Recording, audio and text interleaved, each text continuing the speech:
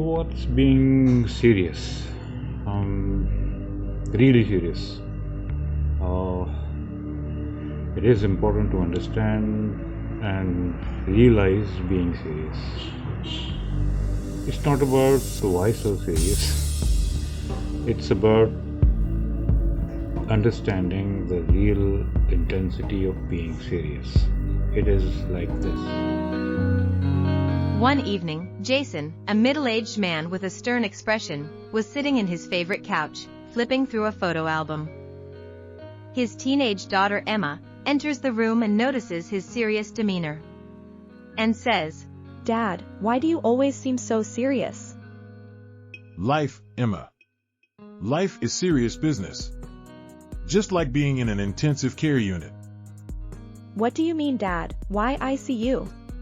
Isn't it supposed to be fun too? Like, enjoying the moment?" In the intensive care unit, everything is critical. Every decision, every moment. You have to be really serious, focused, and vigilant. But doesn't being serious all the time make life feel, I don't know, suffocating? It's not about suffocating, Emma. It's about realizing your purpose. Life throws challenges at you, and you have to face them head-on. Being serious is like recognizing and being on your actual life support. It keeps you stable and ready for whatever comes your way. But what about happiness, Dad? What about laughter and joy? They're important, Emma. But they're the byproducts of a life well lived, a life where you face challenges and overcome them. Being serious doesn't mean you can't find joy. It means you're prepared to handle whatever comes your way and you have developed a better taste for happiness and pleasure. I guess I never thought about it that way. It means getting mature, like the way you always say, don't just grow old, grow up. Life is a delicate balance, sweetie. It is not being careful all the time, it is to be caring and sensitive. Being serious is just part of the equation. It's like finding the right mix of oxygen, medication, and the real care from the people who finally notice and realize your seriousness in the ICU. It keeps you alive and thriving.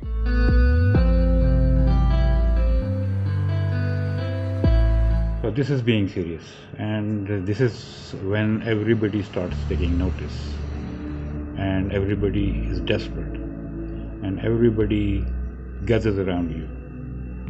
And everything about you matters. This is really being serious.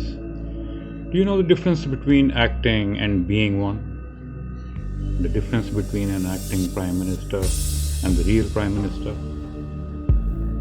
The difference between pretending to be someone and being really someone is like acting to be somebody and to be somebody. That's the difference between just a human being and being human. And being human is really difficult than being just a human.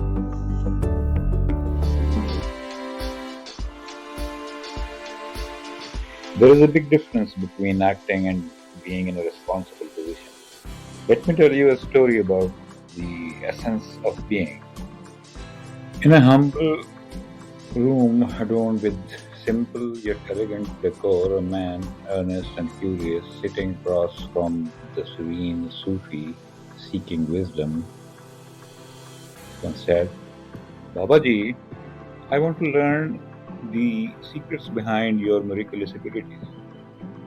How do you perform wonders and create such extraordinary things?"